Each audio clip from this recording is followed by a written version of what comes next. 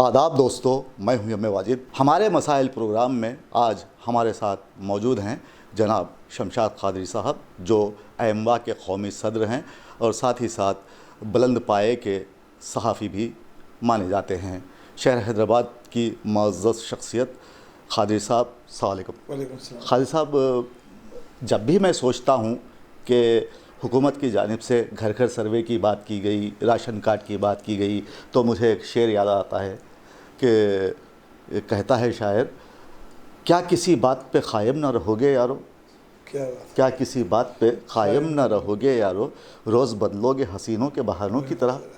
तो कादरी साहब, ये घर घर का सर्वे जो है वो एक दफ़ा बंद कर दिया गया, फिर शुरू करने की बात मीडिया में आई, तो अब ऐसे में आप क्या कहेंगे, जबकि मैंने इससे पहले वाले प्रोग्राम में आपको बताया था कि ख़ुद मेरा सर्वे अभी तक नहीं हुआ।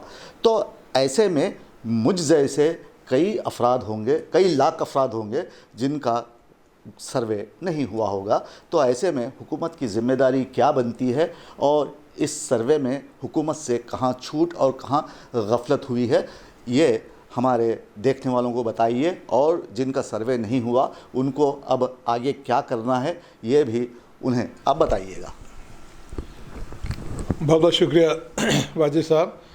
मुझे खुशी इस बात की होती है हमेशा वाजिद साहब कि आप जैसे सीनियर सहाफ़ी, हमेशा आपने ये सोचा कि आवाम की जो तकालीफ़ हैं हुकूमत तक पहुँचाई जाए और हुकूमत की तवज्जो इस जानिब जो है मबज़ूल करवाई जाए, ताकि जो हुकूमत ने वादे आवाम से किए थे, जिस तरीके से अन्नान हुकूमत जो है रेवंत रेड्डी या कांग्रेस ने संभाली थी, तो इससे बड़ी उम्मीदें बनी थी वाजिद साहब। मैं आपसे कहना चाहूँगा कि बड़ी उम्मीदें बनी थी। 10 साल जिस तरीके से साबिक़ा चीफ मिनिस्टर हो या साबिक़ा हुकूमत है, जिस तरीके से आवाम को बेवकूफ़ बनाया गया, एक दिन का सर्वे किया गया। मैं ख़ास तौर से ये बात आने से पहले बात कहना चाहूँगा कि एक दिन का जो सर्वे किया गया था वाजिद साहब, बड़ी हैरत की बात यह है कि आज तक उस सर्वे की रिपोर्ट टेबल पे नहीं रखी गई। अच्छा, करोड़ों रुपया उस पर ख़र्चा किया गया। तो उसका मकसद क्या था? ये सब शोबेबाजी थी केसीआर की। वो अपना जो है मकसद पूरा करने के लिए, अपने ख़ानदान का मकसद पूरा करने के लिए उन्होंने किया था, जिसका खुमियाजा जो है हमको भुगतना पड़ा। वही खुमियाजा भुगतने के बाद आवाम में जो बेचैनी थी, आवाम में जो परेशान हाल ज़िंदगी गुजार रहे थे, उन्होंने ये सोचा कि चलो कांग्रेस को इस मरतबा मौका दे के कुछ ना कुछ आवाम की इसमें भलाई होगी जी। मगर जैसा कि आपने जो सवाल किया, ये सर्वे के बारे में हो या राशन कार्ड के बारे में हो, वाजिद साहब एक बात खुले तौर पे ये कहना चाहूँगा कि कभी भी हमने या आपने या पैगाम टीवी ने, वाजिद साहब या शमशाद कादरी ने कभी भी हुकूमत पर बेजा तनकीद नहीं की है। हमेशा तनकीद बराए तामीर की है। तामीर का मतलब ये होता है वाजिद साहब कि हुकूमत की जो गलतियाँ हैं उनके नॉलेज में लाते हुए उसको दुरुस्त करना, बिल्कुल, ना कि उनको जो है हुकूमत को बदनाम करना या रेवंत ख़तई ज़रूरत भी नहीं। इस बात से ज़रूरत नहीं है कि एक समाजी हिदायतकार होने के नाते, जमहूरी मुल्क में रहने के नाते मुझे इस बात का इख्तियार है कि क़ानून के दायरे में रहते हुए, दस्तूर के जो है इख्तियारात को इस्तेमाल करते हुए मैं कुछ बात करना चाहूँगा। तो सबसे पहले जो सर्वे मुकम्मिल हुआ उसकी रिपोर्ट भी जो है शाये हो गई। तो मैं mister chief minister Revanth Reddy से बात कहना चाहूँगा, और बाबर मजाज जितने भी उनसे बात कहना चाहूँगा, मोहम्मद अली शब्बीर जो एडवाइज़र हैं, शाहनवाज़ कासिम हैं, प्रिंसिपल सेक्रेटरी तफसीर इकबाल है, इन तमाम की जानिब अगर हमारी आवाज़ उन तक पहुँच रही है तो इस जानिब वो लोगों को सोचने की बेहद ज़रूरत है। वाजिद साहब, आपने सर्वे जब मुकम्मिल नहीं हुआ था तो ख़ास तौर से माइनॉरिटी का जो आपने जो परसेंटेज जो अखबारात में जो शाया किया 12.56 जी, तो मेरा ये सवाल है मिस्टर रेवंत रेड्डी से हो या फिर इसके जो भी मुताल्लिक़ अहदेदार हैं, जब सर्वे मुकम्मिल नहीं हुआ था तो आप 12.56 किस नज़रिए के तहत, किस जो है बुनियाद पर आपने जो है 12.56 दिया है? खैर, तो ये फाश गलती है हुकूमत की। इतनी इससे बड़ी गलती तो और हो नहीं सकती। मैं chief minister Telangana mister Revanth Reddy से बात करना चाहूँगा कि इतनी बड़ी फाश गलती आपने की। फिर जब तक अगर आपका सर्वे मुकम्मिल नहीं हुआ था, जब आपने कहा कि 1,78,000 लोग जो इसमें काम किए हैं, हर जो काम हुआ है, फिर उसके बावजूद भी होना तो ये चाहिए था कि हम ये तजवीज़ आपको पेश कर रहे हैं, जब तक आप पूरा जायज़ा इजलास लेके सर्वे मुकम्मिल हुआ नहीं हुआ या क्या हुआ मालूमात हासिल करने के बाद आपको इतनी जल्दबाजी की ज़रूरत नहीं थी। इसमें कौन सा जो है आपकी हुकूमत गिरने वाली थी या आपका जो है किसी किस्म का इसमें नुकसान होने वाला था, जब तक आप जायज़ा नहीं लेते, जब तक आपको ये रिपोर्ट शाये करने की चंदा ज़रूरत नहीं थी। तो अभी खालिद साहब आप ये बताइए कि अब जो सर्वे फिर से शुरू करने की बात की गई है उसमें लोग क्या करें? तो देखिए साहब, सबसे बेहद अहम बात यह है कि इसमें आवाम से भी एक बात कहना चाहूँगा कि जब ये मालूम हुआ कि मैं खुद राजेंद्र नगर में रहने वाला हूँ, राजेंद्र के कई ऐसे इलाके हैं जिसमें जो है आज तक भी सर्वे मुकम्मल नहीं हुआ, तो मैं ये बात कहना चाहूँगा कि वहाँ के जितने कारपोरेटर हैं या deputy commissioner of municipal commissioner हैं राजेंद्र नगर के, ये उनकी अपनी जिम्मेदारी बनती थी कि जब उनके पास सर्वे के लोग आए थे, क्या सर्वे मुकम्मल हुआ या नहीं हुआ। कारपोरेटर्स वहाँ के एरिया के मुतालिक है ना जनाब अली, चाहे राजेंद्र कारपोरेटर हो या सुलेमान नगर कारपोरेटर, कभी दिखाई।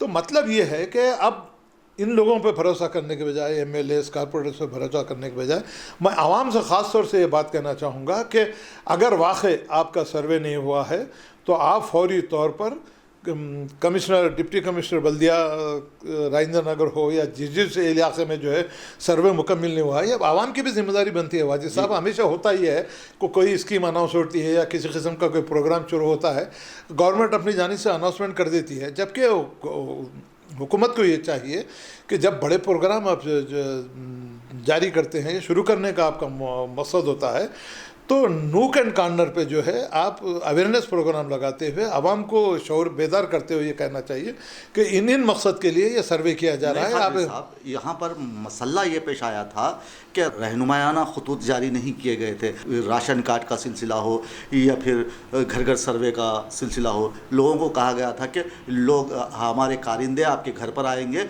और आपकी तमाम तफसीलात हासिल कर लेंगे, लेकिन ऐसा हुआ नहीं। नहीं, मैं यही बोलना चाह रहा हूँ जी भाई, कोई प्रोग्राम शुरू करने से पहले आपको आवाम तक शऊर बेदार करना था कि ये जो सर्वे हमने शुरू किया क्या है, क्या आपकी जो है इक़्तिसादी हालत दुरुस्त करना है या तालीमी दुरुस्त करना है या आपको खर्चात दिए जाएंगे या जो है निचले तबक़ात के जो लोग हैं उनको ऊपर हटाने के लिए सर्वे किया जा रहा है। इन तमाम चीज़ों का जायज़ा लेते हुए आवाम तक ये बात पहुँचानी ज़रूरी थी। और आजकल आपको एक बात कहना चाहूँगा कि सोशल मीडिया है, इलेक्ट्रॉनिक मीडिया है, प्रिंट मीडिया है, आप आके जो है आवाम के सामने इन तमाम बातों को आपको करना ज़रूरी था। खैर, अब जो हो गया, मगर अब मैं वाजिद साहब आपसे बात कहना चाहूँगा कि ये इलेक्ट्रॉनिक और प्रिंट मीडिया की भी जिम्मेदारी बनती है कि आज सोशल मीडिया का ज़माना है।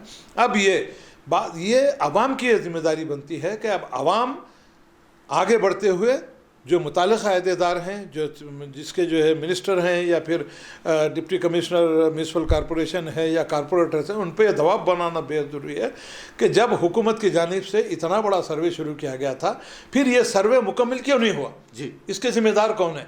तो मैं मिस्टर रेवंत रेड्डी से ये बात कहना चाहूँगा कि जब सर्वे मुकम्मल नहीं हुआ है, जब इतना आपने पैसा खर्चा किया है, इतने जो है लोगों को आप बाज़ मामूर किया है सर्वे करने के लिए, क्यों उनसे बड़ी फास गलती हुई, क्यों उन्होंने सर्वे मुकम्मल नहीं किया। और जिन लोगों ने कोताही की है, मैं मिस्टर रेवंत रेड्डी से बात करना चाहूँगा कि फौरी जानिब तवज्जो देते हुए अभी वक्त है, जायज़ा इजलास लेते हुए, आज से सर्वे शुरू हुआ है, 28 तारीख तक है, अब ऐसी फास गलती ना होने पाए और इस जानिब तवज्जो देते हुए खुसूसी तौर पर mister chief minister Revanth Reddy से बात कहना चाहूँगा कि आप वज़ीर आला हैं, सारे रियासत की जिम्मेदारी आपके शोल्डर पे है। अब आपको आगे बढ़ते हुए आपकी अपने सुपरविज़न में इस सर्वे को मुकम्मल कराना बेहद ज़रूरी है। बिल्कुल, बहुत बहुत शुक्रिया खालिद साहब, आपने तफसील से बात बताई। खालिद साहब, मैं हमारे समाज की एक बात आपके सामने रखना चाहूँगा कि हमारे लोग जो हमारे साथ रहते, जीते, बसते हैं, ये लोग सवाल करने के आदी नहीं होते, तो इसलिए उन्हें हमेशा नुकसान उठाना पड़ता है। लोग परेशान हो जाते हैं कि अब तारीख़ का ऐलान कर दिया गया, हम कहाँ जाएं, चलो उम्मीद से हुआ। तो ये जल्दबाजी लोगों में आती है। तो अब जबकि 16 तारीख़ से फिर से सर्वे की जो बात हो रही है वो भी देने का हुकूमत ने वादा किया है, तो मैं आपसे एक सवाल ये पूछना चाहता हूँ खालिद साहब, देखिए ये जो नए राशन कार्ड्स लिए जा रहे हैं, यानी कि जो दरख्वास्तें वसूल की जा रही हैं, आया ये नए राशन कार्ड्स के लिए ही दरख्वास्तें ली जा रही हैं या फिर पुराना जो फूड सिक्योरिटी कार्ड है उसको भी मी सेवा में जाकर कतार में ठहरना है? आप ये बताइए। देखिए वाजिद साहब, सबसे पहले तो आपने जो सवाल किया, तारीख़ का जो मामला है, आम तौर पर जैसा कि किसी एमएलए ने किया है, हम किसी का नाम लेना भी मुनासिब नहीं है, ये तमाम एमएलएस की जिम्मेदारी ये बनती है कि जब राशन कार्ड की भी दोबारा, इससे पहले आपका जो हैक हो गया या आपका जो है वेबसाइट बंद हो गई, तो मतलब ये है कि जो गैर ज़रूरी किस्म के जो है अपनी शोहरत की खातिर एमएलएस, चाहे किसी पार्टी के एमएलए हो, हम ये चाहते हैं कि आप आवाम की जानिब से मुंतखब हुए हैं, आपकी ये ज़िम्मेदारी बनती है कि अगर वाखर राशन कार्ड के लिए एप्लीकेशन देना है तो अब मुताल्लिक़ा एमएलए जितने भी हैं अपने लोगों को वहाँ बिठा के वहाँ पर किस किस्म की तकालीफ़ हो, ख़वातीन हो या बुज़ुर्ग हज़रात हो, वहाँ जिस तरीक़े से मुसीबत उठा रहे हैं उनके लिए वहाँ इंतज़ाम करना ज़रूरी है। और एक चीज़, आसानियाँ वहाँ पहुँचाना आपको ज़रूरी है। हज़ारों की तादाद में औरतें खड़ी हुई हैं। और एक ख़ास बात मैं कहना चाहूँगा आवाम से भी, आवाम अन्नास से भी, कि इसकी कोई आखिरी तारीख़ नहीं है। वाजिद साहब, इसकी कोई आखिरी तारीख़ नहीं है। परसों मिनिस्टर पूनम प्रभाकर का जो बयान था कि हम साल तमाम इसकी एप्लीकेशन लेंगे, जो देने से रुक भी गए हैं उनके लिए भी ये सहूलत हम पहुँचाई जाएगी।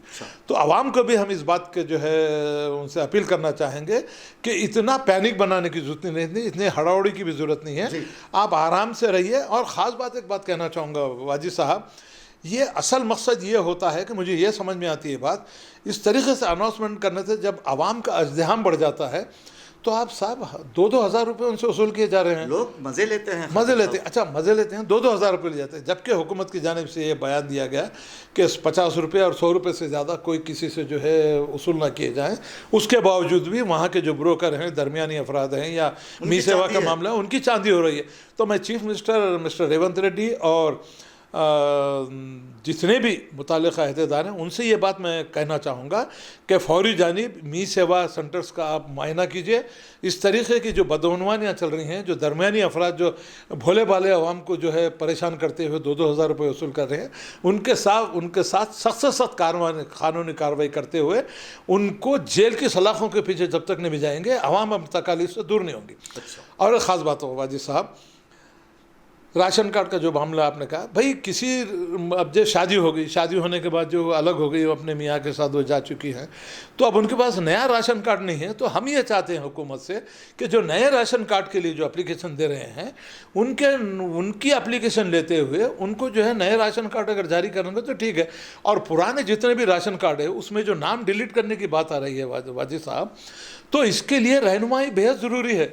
अब वहाँ जाके ख़वातीन को ये समझ में नहीं आ रहा है कि उनकी बच्ची की शादी, वही सवाल इसी वही उसमें बच्ची की शादी हो गई, वो बच्ची चाहे शादी हो के अपने ससुराल चले गई, अब वो ससुराल में जाने के बाद उनका जो राशन कार्ड है उसमें इस बच्ची का नाम इंक्लूड करना है। तो वही है काजी साहब, क्या होता क्या है कि हम गलत क़वानीन और ज़वाबित में फंस कर एक तरफ मेरे पास भी मेरे बच्चों का कार्ड है, फिर बच्चे अलग हो गए तो उनके पास भी मेरे साथ कार्ड है, तो ये गलतियाँ हैं। तो इसको किस तरह दुरुस्त करना चाहिए? किस तरह देखिए, अब एक चीज़ आपको बोलता हूँ, आपका राशन कार्ड है, आपकी बच्ची की शादी हो गई, आपके सब ख़त्म हो गए।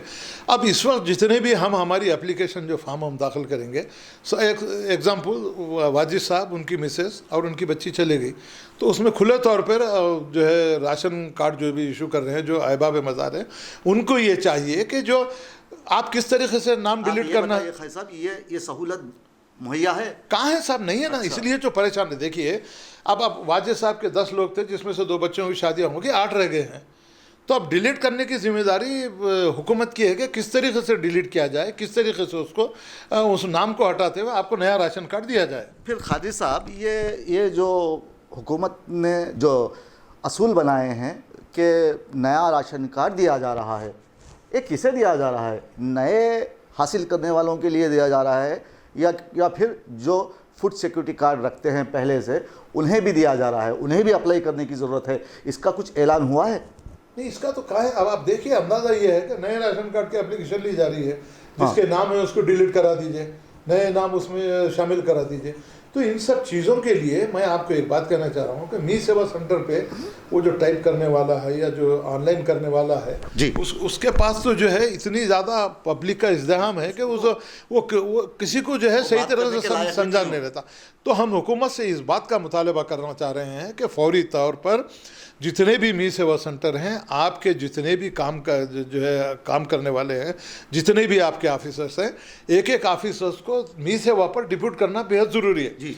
ताकि आवाम को ये बात समझ में आए कि उसमें से किस तरह से नाम डिलीट किया जाए, किस तरीके से नाम उसमें इंक्लूड किया जाए। वरना होगा ये साहब कि अब वो खैर हम उसको भी मोरद इस्लाम इस वास्ते नहीं ठहरा सकते, मीर सेवा वालों को हज़ारों की तादाद में लोग हैं, उन कितनों को जवाब देगा वो। तो ये हुकूमत की जिम्मेदारी है, म्यूनसिपल कॉरपोरेशन की जिम्मेदारी है कि आप अपने सैनिटरी इंस्पेक्टर हो या आपके जितने भी जो है मुताल्लिक़ा लोग हैं उनको वहाँ पर बड़ा खड़ा कीजिए और ज़वाबित जो है वो कैसे हैं, किस तरीके से फिलअप करना है, क्या करना है।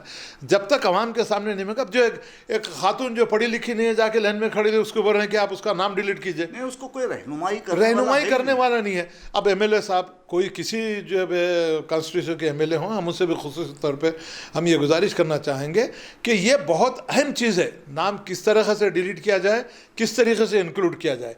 जबकि बच्ची की शादी हो के अपने ससुराल चली जाती है, फिर उनके माँ बाप को ये परेशानी है कि बच्ची का नाम किस तरीके से निकाला जाए।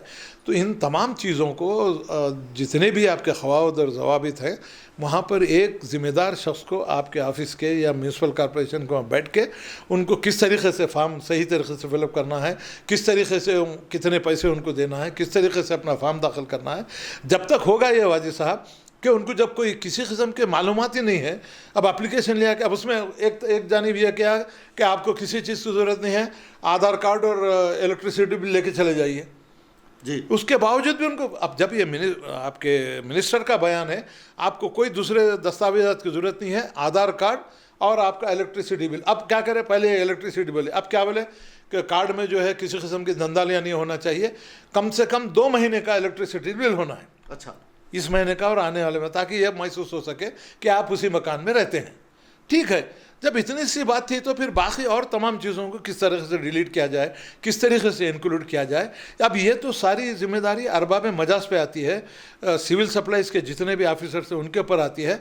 हम खुसूसी तौर पे बात करना चाहेंगे कि आवाम को परेशानी को दूर करना है तो म्यूनसिपल कॉरपोरेशन के जितने भी अहदेदार हैं, सिविल सप्लाई के जितने भी अहदेदार हैं, वहाँ पर रहना ज़रूरी है और आवाम को शऊर बेदार किस तरीके से करना है, किस तरीके से एप्लीकेशन देना है, किस तरीके से डिलीट करना है, किस तरीके से इंक्लूड करना है। जब तक अगर नहीं बोलेंगे वाजिद साहब, तो अब ये बास बेचारे औरतों को जिनको पढ़ना लिखना भी नहीं आता जाके खड़े रह गए तो क्या करेंगे उसके। जी बिल्कुल, तो यह आपने बिल्कुल दुरुस्त फरमाया खालिद साहब। देखिए खालिद साहब, मैं जहाँ तक मेरे ख्याल में है और जो मैंने देखा है, जो खोजा है मैंने, उस पर मैं बात करता हूँ कि मी सेवा सेंटर पर लूट मची है। तो वहाँ पर जो दरमियानी दलाल बैठे हैं वो लोगों से फार्म्स वसूल कर रहे हैं और वसूल करके कट्टे कट्टे बनाकर रख रहे हैं। तो रात में उसे छाटा जाता है। सुबह की सातों में जब वो आता है, जब भी मी सेवा का पोर्टल शुरू होता है तो पहले वो ख़त्म करता है, क्योंकि वहाँ से पैसे आ रहे हैं। तो ये काम चल रहा है मी सेवा में। तो दूसरी बात ये है, ये तो खैर थी बातें मी सेवा सेंटर्स की। अब दूसरी बात ये है कि किसी को एड्रेस चेंज करना है, किसी को कुछ और करवाना है और डिलीट करना है, तो ये भी मसाइल उसके साथ हैं। और तीसरी बात ये है कि आपने जैसा बताया खालिद साहब, दोस्तों खालिद साहब कह रहे हैं कि अब आपके सर्वे के लिए कोई तारीख़ मुकर्रर नहीं है, ये जबकि पेपर में लिखा है 28 तारीख तक लिया जाएगा राशन कार्ड के लिए। राशन कार्ड के लिए। अच्छा, नहीं, सर्वे की जो है 28 तारीख तक है। सर्वे की तारीख़ 16 से 28 तारीख तक है। इन तवारीख़ में आप लोग कांटेक्ट कीजिए, अपने म्यूनसिपल वार्ड में जाकर पूछिएगा और उनसे दरियाफ़्त कीजिए। खादी साहब का कहना यही है कि आप भी कुछ हरकत में आइए और जाकर आप मालूमात हासिल कीजिए। अगर आपकी रिसाई वहाँ तक नामुनासिब है तो आप अपने इलाके के कारपोरेटर को फ़ोन कीजिए और उससे मदद तलब कीजिए। और दूसरी बात यह है कि राशन कार्ड का जो मसला है वो मसला मुकम्मल तौर पर हुकूमत की नादानिस्ता या दानिस्ता गलतियों की बिना पर हो चुका है। अब जबकि नए राशन कार्ड्स के लिए दरख्वास्तें तलब की जा रही हैं, तो खालिद साहब कह रहे हैं कि आप उजलत मत कीजिए, आराम से अपने नाम और अपने बीवी बच्चों का नाम स्पेलिंग्स में मिस्टेक मत कीजिए और बेहतरीन तरीके से आप जो बात की बहुत सही है, वो ये आप बता रहे हैं ना खालिद साहब। तो वो खालिद साहब कह रहे हैं कि स्पेलिंग मिस्टेक्स ना करें और बहुत ही उम्दा तरीक़े से, अगर आपको पढ़ाई लिखाई ना भी आती हो तो आप अपने क़रीब में जो रहते हैं उनसे मदद तलब कीजिए। देखिए, आपका किसी से मदद तलब करना मायूब नहीं समझा जाएगा, बल्कि मदद मांगना इंसान की अपनी काविशों का बेहतरीन सिला मिलने के बराबर है। तो आप मदद हासिल कीजिए और अपने नामों को सही ढंग से दर्ज करवाइए और नए राशन कार्ड्स को हासिल कीजिए। अब रही बात, चलते चलते खालिद साहब एक आखिरी सवाल मैं आपसे पूछना चाहूँगा। तो देखिए खालिद साहब, हुकूमत आए 1 साल से ज़्यादा का वक्फ़ा गुज़र चुका है। नाम नहाद हैं शब्बीर अली साहब। पहली बार जब कांग्रेस के दौर में उन्हें मिनिस्टर बनाया गया था तो बदनाम हुए थे, अभी भी बदनाम हो रहे हैं। ये बदनामी का टोकरा लिए कहाँ कहाँ तक फिरेंगे, कब तक फिरेंगे, मरते दम तक फिरेंगे?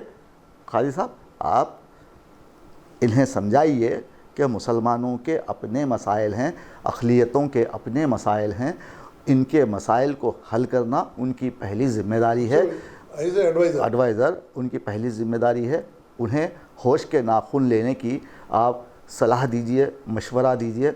आप कहिए उनको कि अवाम किस तरह परेशान है और उन्हें राशन कार्ड की किस हद तक ज़रूरत है, और साथ ही घर घर सर्वे जो हुकूमत ने नेक नियति से शुरू किया है उसको नेक नियति से ख़त्म करने की कोशिश नहीं की जा रही है, बल्कि यहाँ नाइंसाफ़ियों का राज है। तो ये तमाम बातें आप उनके नज़र में लाइए, आपने बिल्कुल सही फरमाया वाजिद साहब, क्योंकि एडवाइज़र का मतलब सिर्फ जो है गाड़ी के ऊपर रेड लाइट लगा के जो है हॉर्न बजाते हुए जाना नहीं है, तनख्वाह लेना या मशारे लेना नहीं है। आपकी ये जिम्मेदारी बनती है कि तमाम, चाहे राशन कार्ड हो, चाहे सर्वे का मामला हो या और दूसरे कोई भी स्कीमात हो, जब आपको माइनॉरिटी का जो है एडवाइज़र बनाया गया है तो ये आपकी अपनी ज़िम्मेदारी बनती है कि आपको महसूस भी करना है आपकी ज़िम्मेदारी कि किस तरीके से आप जो है माइनॉरिटीज़ को, निचले तबक़ात को, SC ST BC को किस तरीके से फ़ायदा पहुँचाएंगे। आप इस जानिब आपको तवज्जो देना बेहद ज़रूरी है, वरना ये लाल लाइट लगाना जो है आपके साथ 2 बंदूक बरदार गन मारने को रखना, ये सब चीज़ें, ये दिखावा करना छोड़ दीजिए मिस्टर मोहम्मद अली शब्बीर। हम ये चाहते हैं कि जब आपको अल्लाह ताला ने मौका दिया है तो आप आवाम की खिदमत की तरफ तवज्जो दिए, ना कि जो है हमेशा जब आप देखें निज़ामाबाद का दौरा, कभी आप इधर दौरा, तो आपका मकसद ये है, होना तो ये चाहिए कि जब ये सर्वे हो रहा है, वो 12.56 का जब ऐलान किया गया था तो ये सबसे पहली जिम्मेदारी आपकी ये थी कि जब सर्वे मुकम्मल नहीं हुआ था तो 12.56 कैसा दिया गया था। आप इसके सबसे बड़े जिम्मेदार आप हैं इसके। ये मुसलमानों की अक़लियतों की हिस्सेदारी में कमी करने के लिए किए जाने वाला अमल है। जबकि राहुल गांधी ने जितनी भागीदारी जितनी उनकी जो है जिम्मेदारी का जो मामला राहुल गांधी ने किया था, बड़ा अच्छा इक़दाम था। तो ये बड़ा अच्छा मौका था कि जितना ज़्यादा उनका जो है परसेंटेज, जितनी ज़्यादा मकदार है उतनी उनकी भागीदारी भी होती थी। तो मिस्टर मोहम्मद अली शब्बीर अब भी समझ जाइए और इस जानिब तवज्जो देते हुए खुसूसी तौर पर आप इस जानिब तवज्जो दीजिए, और इस सर्वे में जितने लोग छूट गए हैं, जब तक ये सर्वे मुकम्मल नहीं होता, आवाम का जो है चीफ मिनिस्टर के नॉलेज में लाइए। आप लोगों की जिम्मेदारी ये बनती है, आपके सुपरविजन में ये सर्वे को मुकम्मल कराइए। उसी के साथ साथ मैं आवाम से भी एक बात कहना चाहूँगा कि हमेशा ये रोना धोना ढोंडोरा पीटना, वाजिद साहब मुझे समझ में नहीं आता। समझदार लोग हैं, 2000 रुपये ले रहा, 1000 रुपये क्यों देते आप, जबकि आपकी तारीख़ कोई मुकर्रर नहीं कही गई कि आखिरी तारीख़ है। अगर आपके पास ऐसे कोई जो है वाक़यात आ रहे हैं तो आप आइए, आजकल सोशल मीडिया का ज़माना है, आपके पास टेलीफोन है, आपके पास हर चीज़ है, लाइए, रिकॉर्ड कर लीजिए। आपके साथ जो है पैगाम TV आपके साथ है, वाजिद साहब हैं, शमशाद खादरी है और दूसरे TV चैनल हैं। आपकी जो तकालीफ हुकूमत तक हम पहुँचाएँगे सोशल मीडिया के ज़रिए से। मैं आप लोगों से बारहा अल्लाह के वास्ते ये बात कहना चाहूँगा कि कोई 2000 मगरा तो मत दीजिए, जो फ़ीस मुकर्रर की गई वही फ़ीस दीजिए। अगर कोई ब्रोकर आपके साथ 2000 रुपये मांग रहा है या आपको परेशान कर रहा है, फौरी तौर पर इसकी इत्तला हुकूमत को भी दीजिए, पुलिस डिपार्टमेंट को भी दीजिए, और हम जैसे जो है समाजी जहदकार हैं आपकी खिदमत करने के लिए तैयार हैं।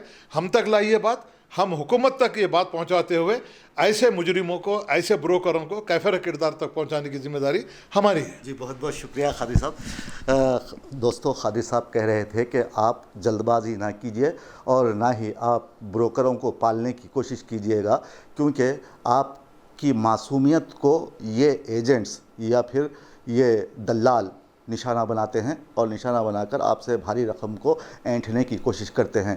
काजी साहब ने यह भी कहा है कि मोहम्मद अली शब्बीर को अब होश में आने की ज़रूरत है। ख्वाब खरगोश के मज़े बहुत हो चुके, ताहम उन्हें होश में आते हुए अक़लियतों की फलाह व बहबूद के लिए आगे आने की ज़रूरत है। वज़ीर आला रेवंत रेड्डी से उन्होंने मुतालिबा किया है कि वो अक़लियतों के मसाइल पर ध्यान दें और साथ ही साथ ये जो घर घर सर्वे है उसे कामयाब बनाएं और मुसलमानों की आबादी का सही अंदाज़ा लगाया जाए। और इसके साथ साथ राशन कार्ड का जो मसला है इसमें कई खामियां हैं, जैसे कि नया राशन कार्ड बना रहे हैं तो पुराने राशन कार्ड वाले खामोश बैठ जाएं या ना बैठें, या वो भी कतार में लगकर अपना राशन कार्ड बनाएं, क्योंकि उनके पास तो राशन कार्ड है ही नहीं, उनके पास फूड सिक्योरिटी कार्ड है। तो वो कार्ड पुराना कार्ड है तो क्या वो चलेगा, या फिर नया राशन कार्ड बनने के बाद उनके लिए अलग से कोई तारीख़ दी जाएगी। ये खादिर साहब का के सवालात थे और उन्होंने इस पर जवाब भी दिया। तो मैं आप लोगों को कहना चाहूँगा, दोस्तों देखिए आजकल सोशल मीडिया का ज़माना है। अगर आपसे कोई बदतमीज़ी करे, मी सेवा में कोई आपसे पैसा ऐंठने की कोशिश करे तो आप उसकी रिकॉर्डिंग कर लीजिए, दूर से ही सही खड़े होकर आप देखिए, देखकर आप बिल्कुल उसकी वीडियोग्राफी करते हुए उसे अवाम के सामने लाइए, ताकि बीच वाले बिचौली जिसे कहते हैं, यानी कि एजेंट दल्लाल जिसे कहते हैं, ऐसे लोगों का हमारे समाज से खात्मा किया जा सके। हमें दीजिए इजाज़त। आदाब, शब बख़ैर।